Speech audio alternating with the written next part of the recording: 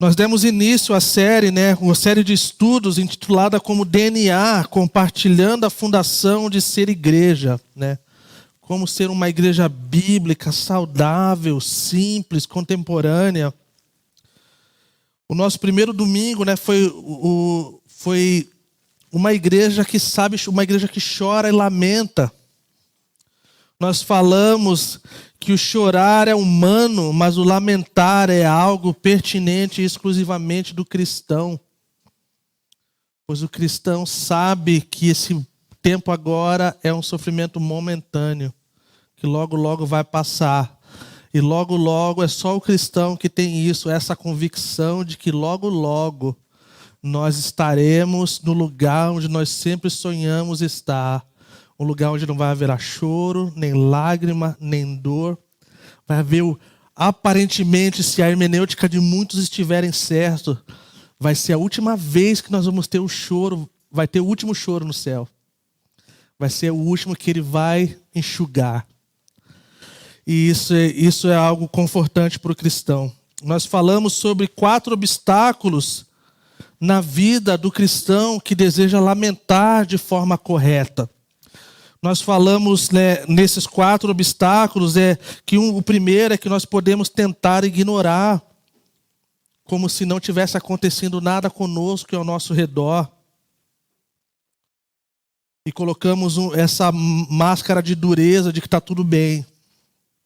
O número 2 é que nós podemos permanecer com essa frustração e raiva dentro de nós, quando nós não externamos e descarregamos e tantas outras coisas, como o sexo, o álcool, o entretenimento e tantas outras coisas. Ou, o número 3, nós podemos comparar a nossa dor como se a nossa dor não fosse digna de ser sofrida ou lamentada, porque outras pessoas estão sofrendo mais do que nós. E a última, quando não temos certeza de como clamar a Deus em meio à dúvida, ao medo, aprendemos a projetar uma falsa força que não consegue perdurar em dias de sofrimento. Então, vomitamos o sofrimento de várias formas erradas e não de forma bíblica, até mesmo o nosso pesar na internet de forma incorreta, quando Deus deseja que a gente lamente e que a gente seja honesto com Ele. Mas também falamos de 4 elementos que são abordagens diante da nossa dor, de sermos genuínos e honestos diante de Deus. Vale a pena decorar isso. São 4 elementos. Primeiro, voltar-se para Deus. Diante da dor e do sofrimento, o cristão ele se volta para Deus. Número 2, ele traz a sua reclamação e a sua queixa. Número 3, ele pede ajuda com ousadia. Nós vimos isso no Salmos 13. E o cristão, no número 4, ele escolhe confiar. Então esse foi o pontapé inicial da nossa série. Hoje nós estaremos refletindo na extrema importância da oração na vida da igreja e na vida do cristão. Ela deve ser tão visceral, algo de fato dentro do coração do cristão, porque nós desejamos viver uma vida saudável. Ninguém deseja viver uma vida doente, nem de forma individual, nem de forma coletiva. Então, de forma bem simples, como eu falei, a gente não vai poder, de forma exaustiva, olhar para cada um desses temas, que é uma pena, mas quem sabe no futuro. Nós vamos olhar simplesmente para alguns pontos e as suas importâncias e aplicações. De acordo com o Catecismo da Nova Cidade, tem uma das perguntas o que é a oração? Lembrando que catecismo quer dizer instrução, tá bom? É a confissão do passado, onde muitos teólogos se juntaram, fizeram vários tipos de confissões, tem a de Westminster, essa é a mistura dessas confissões. Diz assim, que a oração é derramar nossos corações a Deus em louvor, petição, confissão de pecado e ações de graça. Isso é um resumo do que é oração. Vamos olhar para o texto de hoje à noite. Nós vamos olhar para 2 textos. O primeiro é Romanos 12, versículo 12.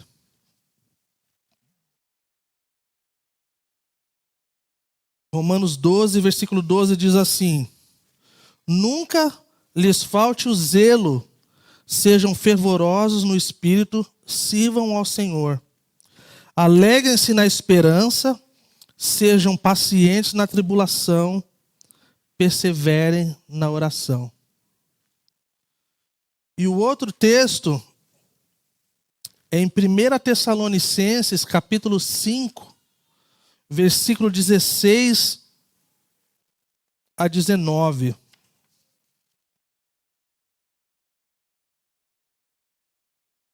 Foi.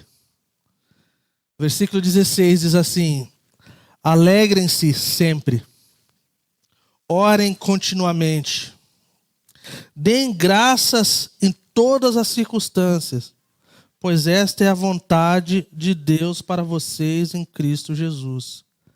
Não apaguem o espírito. Senhor, nós nos colocamos diante de Ti mais uma vez, Senhor, pedimos, imploramos que o Senhor ministre aos nossos corações e nos ajude, Senhor. Nós precisamos da convicção do Teu Espírito, Senhor. Nós precisamos, Senhor, dos nossos corações sendo moldados e transformados cada vez mais à Tua imagem, à Tua semelhança, assim como nós sendo portadores da imagem de um Deus santo e perfeito. Nos ajude, Senhor. Amém. Então, de forma bem rápida, nós olhando para esse texto de forma bem assim rápida, né, nós poderíamos pontuar algumas coisas e colorir. Para quem está acostumado aí com o estudo indutivo, nós usamos cores para algumas coisas. Nós poderíamos falar algumas coisas bem por cima, tá bom? Olhando para esses dois, em Romanos 12 e 1 Tessalonicenses 5. A gente viu as palavras zelo, fervor, serviço, alegria, paciência, perseverança, continuamente, gratidão, paciência e mais uma vez perseverança. Se a gente colocasse todos esses ingredientes num caldeirão, seria um caldo bem grosso. Mas o resultado desse caldo bem grosso, ele se resume em pouquíssimas coisas. Que é vida e coração. Imaginem uma igreja que ora e que tem essas qualidades, como é. Como seria? Não seria uma igreja incrível? Imagina uma igreja que tem um zelo pelas coisas de Deus, pela glória de Deus, pelo poder e a santidade de Deus. Uma igreja que é cheia de gratidão, mesmo em meio a circunstâncias difíceis. Uma igreja que está continuamente em oração. Uma igreja paciente na tribulação. Uma igreja que serve o Senhor. Uma igreja que deseja ver o Espírito Santo movendo e não apaga as coisas do Espírito Santo. Não seria uma igreja incrível? Nós temos muitas dessas qualidades, mas nós temos muito lugar para crescer e melhorar. E esse é o desejo do coração de Deus, de nos moldar todos os dias até que a gente se torne o povo que Ele deseja que sejamos. Se Agostinho estiver correto na sua forma de pensar, que a nossa fundamental identidade e o modo de ser na vida são definidos por aquilo que amamos, isso deve mexer com a gente de forma profunda. Não é verdade? Isso deve mexer com a forma que nós olhamos para a nossa vida, que nós olhamos para a nossa comunidade. Se o centro da vida do cristão é o coração e o que emana do seu coração, que reflete em todas as áreas da nossa vida, nós estamos nós estamos precisando de bastante ajuda.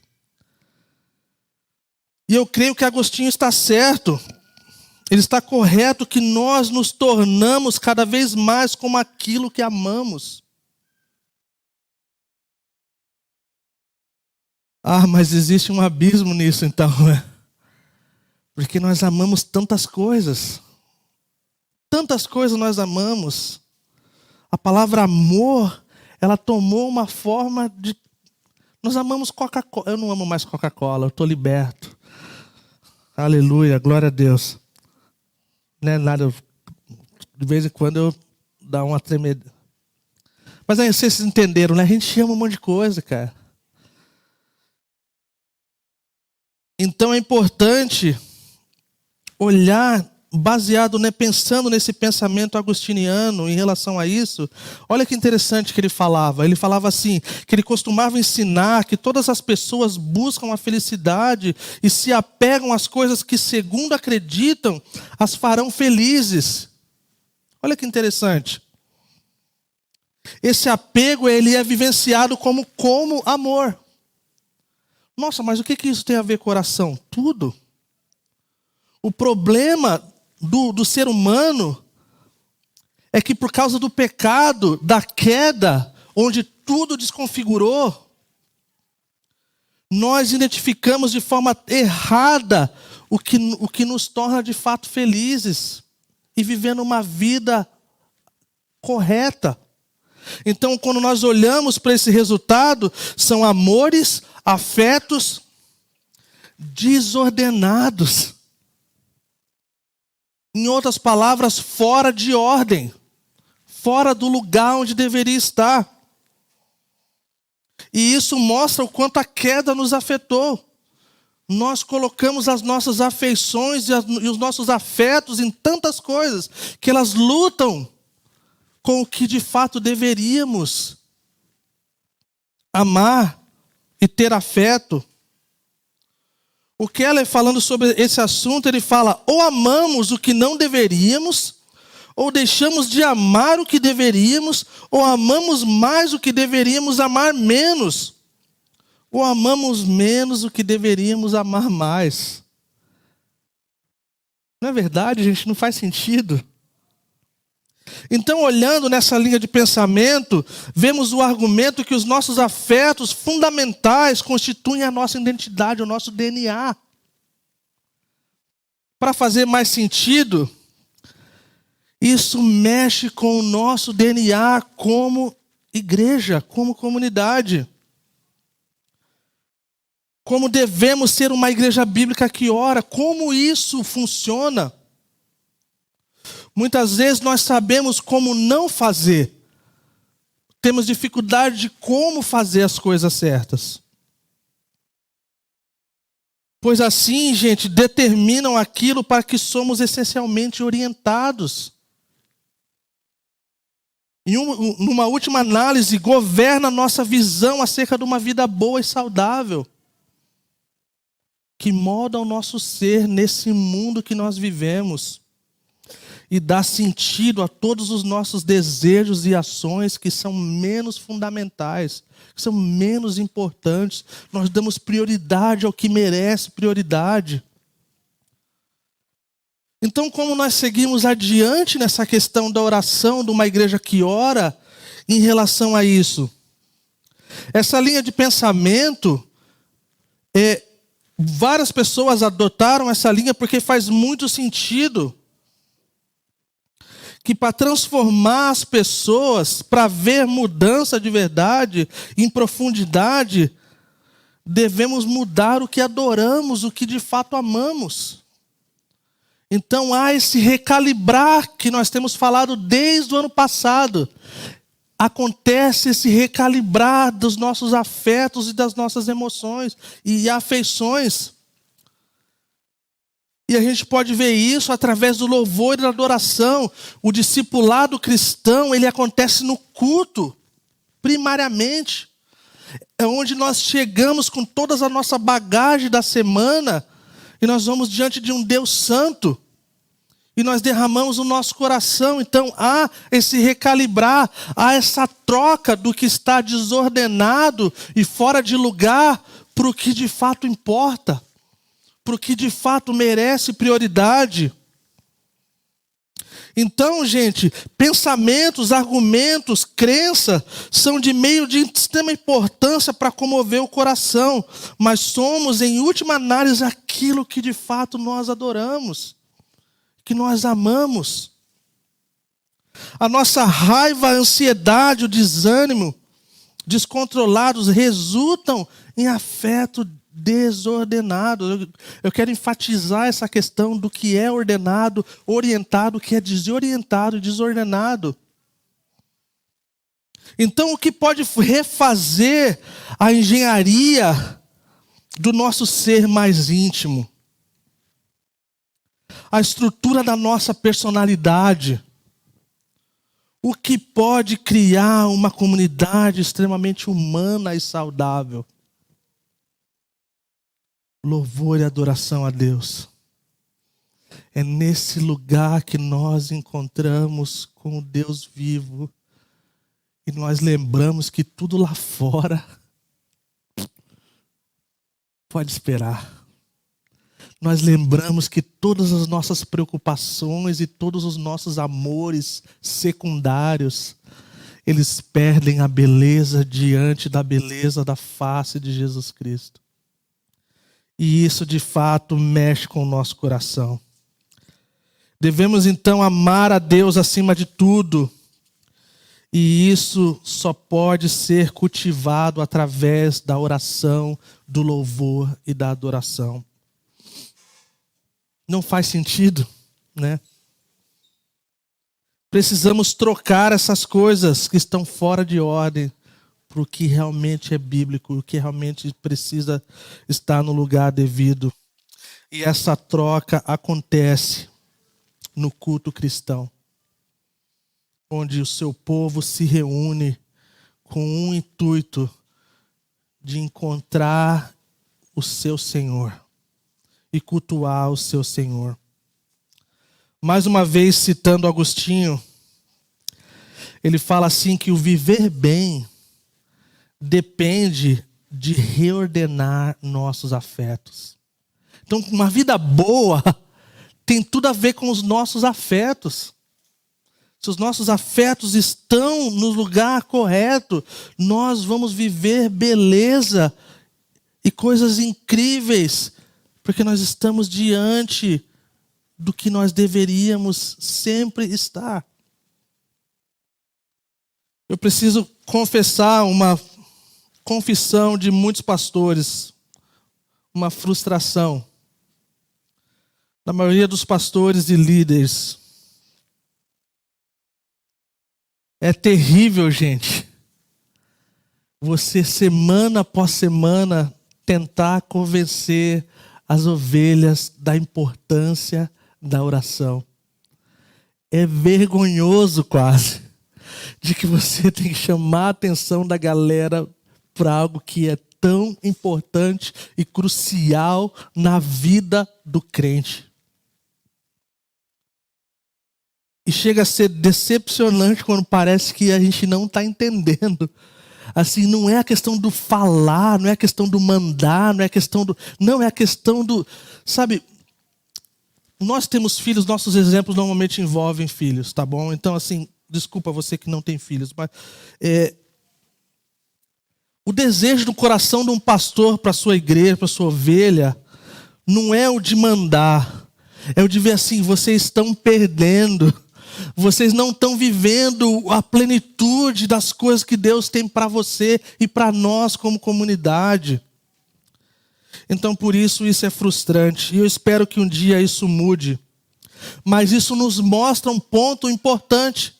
Que esse pensamento agostiniano, ele faz sentido. Isso mostra a veracidade desse argumento citado agora, que nós nos tornamos aquilo que amamos. Isso nos mostra a nossa prioridade. Pessoas em várias igrejas, elas participam de várias coisas que elas são pedidas a fazerem. Mas isso não mostra que o coração está transformado. Isso não mostra que há esses afetos e afeições e amores como verdade. E eu já falei isso para vocês, eu volto a dizer, vocês que já fazem parte da Calvary Curitiba e vocês que estão chegando, a minha oração para cada um de vocês é que vocês não façam coisa só porque vocês foram pedidos. Eu oro para que você tenha olhos para ver e ouvidos para ouvir quando você passar e você for no banheiro e não tiver papel higiênico, que acontece de tempo em tempo, de você ir atrás de alguém, ou se você sabe onde está, você vai lá e pega. Se você vê que está faltando alguma coisa, você vai lá e age. Se você tem uma iniciativa legal acerca da comunidade, não venha dando ideias que você não quer sujar sua mão. Seja o primeiro a querer. Fala assim, eu estou dando essa ideia e eu gostaria de ser parte disso. A minha oração como pastor dessa igreja é que a gente veja o Evangelho de João, quando Jesus ele usa essa palavra algumas vezes. O que você quer que eu faça? A versão antiga, o que queres que eu faça? Olha que tantas perguntas que Jesus podia ter perguntado, gente. Isso é aqui, ó, é visceral, gente. É lá dentro. Chega a ser irônico você pensar em Jesus perguntar talvez para um cego e falar, cara, o que você quer que eu faça? Não é estranho? Mas existe algo poderoso nesses nossos afetos e afeições. E que o Espírito quebre o nosso coração hoje à noite e nos ajude a trocarmos esses lugares, essas coisas. E nos faça colocar como primeiro Jesus Cristo, aquele que merece a primazia de todas as coisas. Vamos olhar alguns versículos. Só para você que vai sentir saudade, nós vimos através de um livro. Daqui a 10 domingos, eu prometo, a gente vai começar um livro, você vai se cansar da jornada de um livro que a gente vai começar. Romanos capítulo 8, versículos de 26 e 27. A gente só vai passar por cima, tá? Da mesma forma, o Espírito nos ajuda em nossa fraqueza, pois nós não sabemos como orar. Mas o próprio Espírito intercede por nós com gemidos inexprimíveis. E aquele que sonda os corações conhece a intenção do Espírito, porque o Espírito intercede pelos santos de acordo com a vontade de Deus. Então, primeira observação nesse texto, nós não sabemos orar como devemos. Isso mostra a nossa incapacidade até mesmo de orar. E isso nos mostra o quanto nós precisamos do Espírito que nos ajude a orar. Mateus capítulo 7, versículos 7 e 8. Diz assim, Mateus 7, 7 e 8. Peçam e será dado, busquem e encontrarão, batam e a porta será aberta, pois todo o que pede recebe, o que busca encontra. E aquele que bate a porta será aberta. Conhecemos esse texto, a maioria de nós. Mateus capítulo 21, versículo 22, fala assim, e tudo o que pedirem em oração, se crerem, vocês receberão. E a última é João capítulo 14, versículo 13 e 14, que diz assim, e eu farei o que vocês pedirem em meu nome, para que o Pai seja glorificado no Filho. O que vocês pedirem em meu nome, eu farei. Quais são as lições práticas que nós aprendemos nesse texto?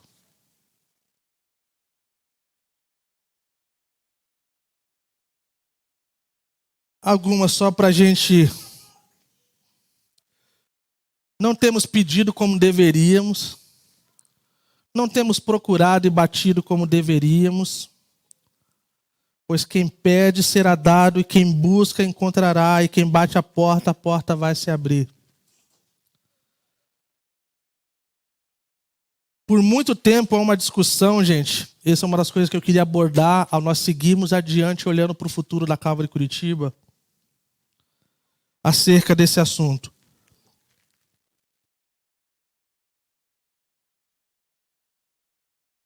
Dependendo do meio evangélico que você veio, que você já viveu, que você tem amigos, há essa discussão entre a verdade bíblica e a experiência, a doutrina e a questão do Espírito Santo.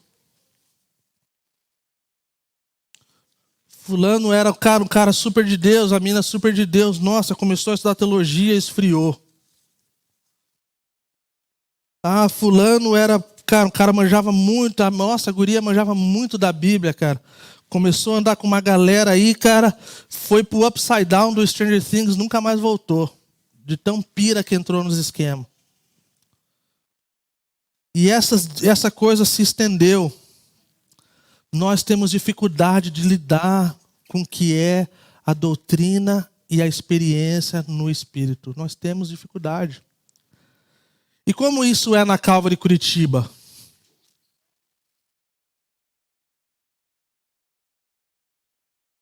Eu vou incluir aqui, porque quando eu falo da Calvary Curitiba, eu falo no geral, como as outras Calvaries também, tá bom? Nós tentamos o máximo ser racionalistas, para evitar problema de abuso de espiritualidade, o qual muitos de nós viemos de lugares onde o abuso de espiritualidade era grande. Ou para evitar que ninguém entre nessa pira louca do chu, do xaramanai, tipo coisa do tipo. Alguns de vocês tiveram experiências incríveis com Deus, vieram para Calvary Curitiba, algo aconteceu e você foi para um outro extremo. Então, o que isso fez com a gente? Eu falo com a gente de forma coletiva, pessoal. Isso nos trouxe vários malefícios, o qual eu poderia citar vários, mas eu vou citar alguns para evitar a fadiga e para poupar os visitantes e a galera que está mudando para Calvary Curitiba. Para que eles venham com um lance fresco e não pensem nas coisas, tá bom? A oração, ela se tornou um evento. Esse foi um dos malefícios. É um evento da igreja. É um evento que a gente tem que agitar a galera para poder vir um pouquinho, meia dúzia, 8, 10. Ela não é uma prática que flui das nossas afeições no geral. Isso é triste. Porque a Calvary Chapel foi fundada num movimento onde as orações eram importantes. Onde milagres aconteciam, onde tantas coisas Deus fez no meio da nossa igreja. Foi criado dentro de nós medos e temores acerca da nossa capacidade espiritual de ouvirmos Deus.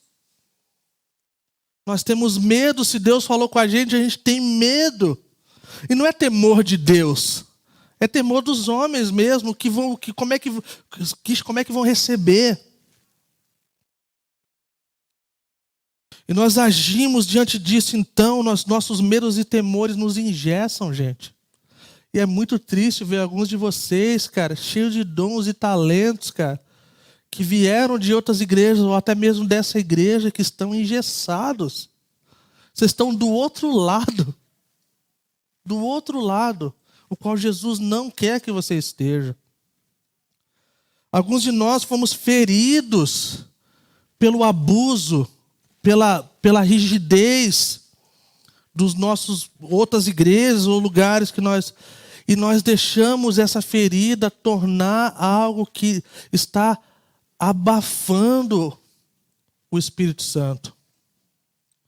Nós não estamos vivendo o melhor e as coisas que Deus quer fazer no nosso meio. Isso é muito triste. Há quem diga que precisamos de equilíbrio. Precisamos saber separar as coisas. E eu queria, em poucos minutos, poder enfatizar algumas coisas que eu acredito que Deus deseja de nós. É verdade que não depende de nós, cara. É verdade isso. Mas isso não nos faz com que a gente não faça nada. Pelo contrário, não é hipergraça, é graça. A W. Tozer disse uma coisa assim: Deus responde às nossas orações não porque somos bons, mas porque Ele é bom.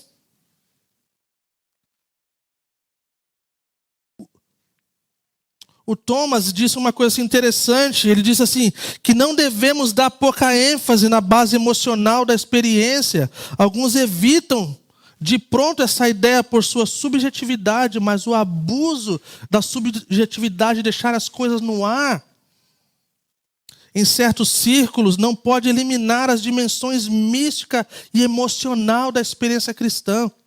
Olha que interessante isso.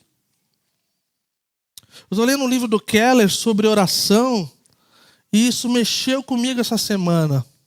Que ele fala que ele ficou curioso acerca dessa separação da doutrina e da experiência, da verdade e o Espírito, e ele foi atrás de grandes teólogos como Martin Lloyd Jones, como Lutero, Calvino, John Owen, que é um teólogo inglês do século XVII, Jonathan Edwards, do século XVIII. E ele fala que ele não encontrou nenhuma referência a essa separação. Olha que interessante. Mais uma pergunta, que todo domingo eu venho com perguntas e indagações. Da onde que vem esse negócio?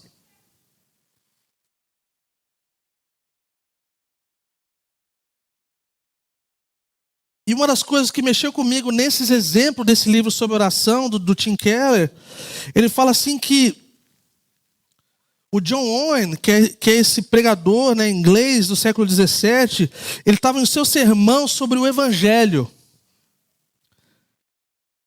Então ele estava se dedicando, empenhando a lançar o fundamento doutrinário da salvação cristã. Olha a importância disso. Mas então, seus ouvintes a terem uma experiência, então ele chama os seus ouvintes a terem uma experiência do poder do Evangelho sobre o próprio coração, dentro dele, ou toda a sua confissão de fé. Ele fala que essa experiência do poder do Evangelho no coração só pode acontecer por meio da oração. Olha que interessante. Nós podemos falar do Evangelho, mas se nós não experimentarmos através da oração essa vida e o poder do Evangelho, a nossa vida vai faltar algumas coisas. E isso é muito interessante, gente. Essa experiência do poder do Evangelho, ela é no coração, ela pode acontecer por meio da oração, tanto em público, na Assembleia Cristã, quanto em particular. Outra pessoa incrível como exemplo de oração é o John Murray. Falando sobre a comunhão e a experiência, ele está supondo que os cristãos terão um relacionamento palpável com o Senhor. E que eles têm um potencial que ultrapassa limites da imaginação para reconhecer e experimentar Deus pessoalmente. E tudo isso, claro, significa oração. Augusto Nicodemos, ele fala uma coisa assim, que todo crente de joelho, ele acredita que Deus é soberano.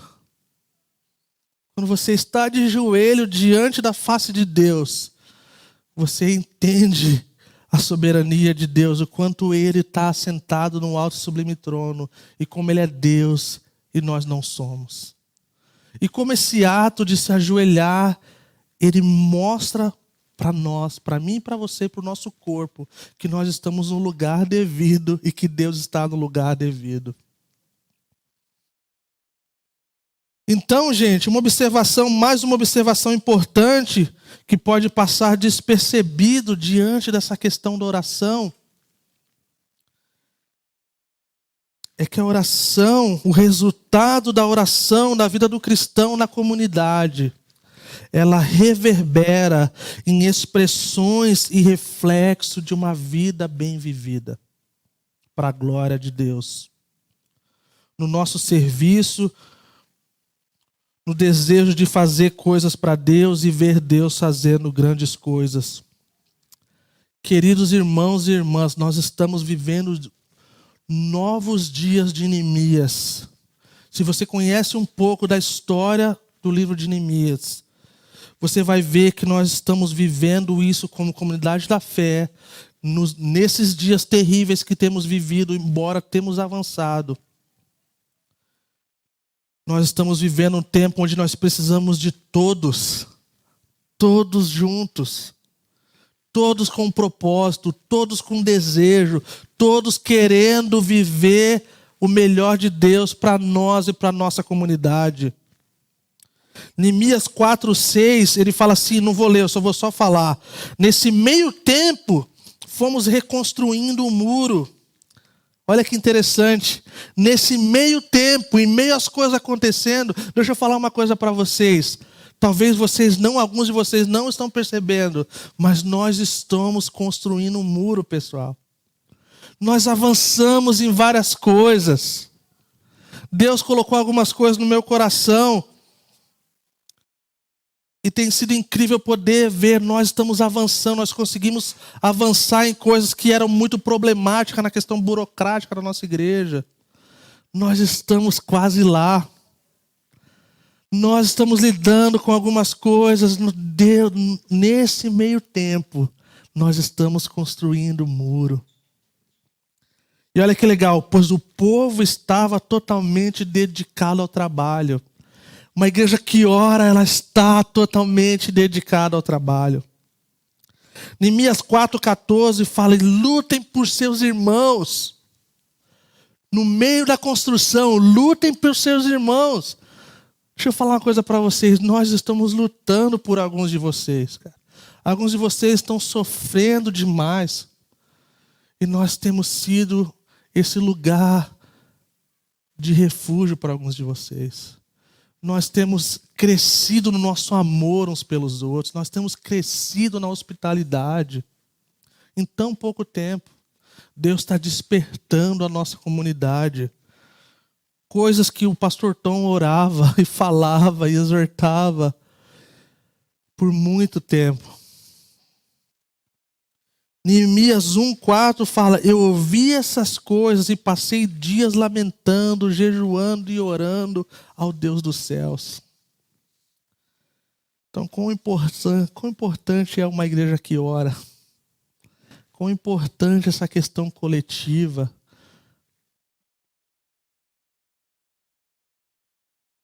Estava numa reunião de oração um tempo atrás. Um irmão muito querido veio e orou e profetizou sobre a minha vida e sobre a Calvary Curitiba. Então, se não ficou claro ainda para alguns, a nossa igreja é continuista. Nós acreditamos nos dons. Nós acreditamos que os dons estão disponíveis para o cristão. E esse irmão ele profetizou que a nossa igreja iria haver um grande movimento de oração e de adoração. Isso reverberou muito forte no meu coração, porque é o que Deus tem colocado no nosso coração. Então, gente, eu quero terminar então com essas duas palavras específicas e nós vamos ter um tempo de resposta. Tem muitos dons e talentos na nossa comunidade. Tem algumas pessoas que eu conheço, já me ligaram algumas vezes com palavra do Senhor para mim. Pastor, acredito que Deus está falando isso. E eu falo assim, é isso mesmo, eu confirmo, eu testo e confirmo, é isso mesmo que Deus está falando. Então, gente, duas coisas para vocês que já viveram coisas com Deus, vocês que amavam o lugar da oração, o lugar secreto, você que praticava os dons espirituais e tinha paixão e fervor por isso, fluindo na sua vida, Deus usando a sua vida, e por vários motivos isso se apagou. Seja por ferida, seja por abuso, seja por não saber como lidar com esse novo tempo.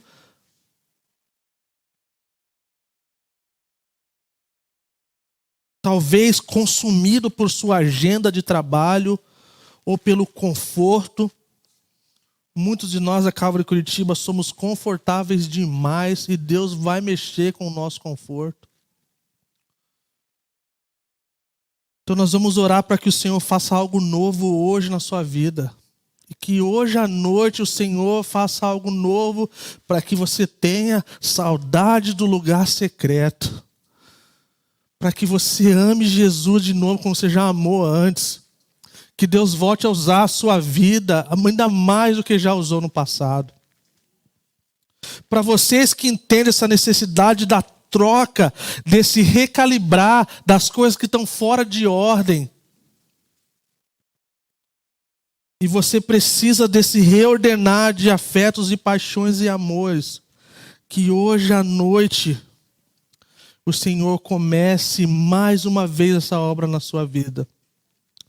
Eu não vou chamar ninguém aqui na frente para orar. Tá bom? Pode ficar tranquilo. Nós não chegamos ainda a esse ponto ainda. Quem sabe um dia as coisas mudem. Eu vim de um lugar onde desde a minha juventude, eu amava o lugar secreto. Eu abri mão de muitas coisas que meus amigos achavam que era importante. Até ontem estava conversando com meus amigos de infância. Nós vivemos coisas incríveis para o Senhor. E eu não me rendo ao sentido de viver uma coisa do passado. Eu desejo viver algo novo que Deus tem para a minha vida e para a nossa igreja. Vamos rever o nosso compromisso com o Senhor, com a santidade do Senhor. Vamos pedir para o Senhor avivar a chama do poder do Espírito Santo em nossas vidas. E deixa eu falar uma coisa para vocês. Eu estou em todas essas categorias com vocês. Não pense que eu estou em algum lugar diferente. Eu preciso de todas essas coisas que eu citei aqui. Vamos nos colocar de pé.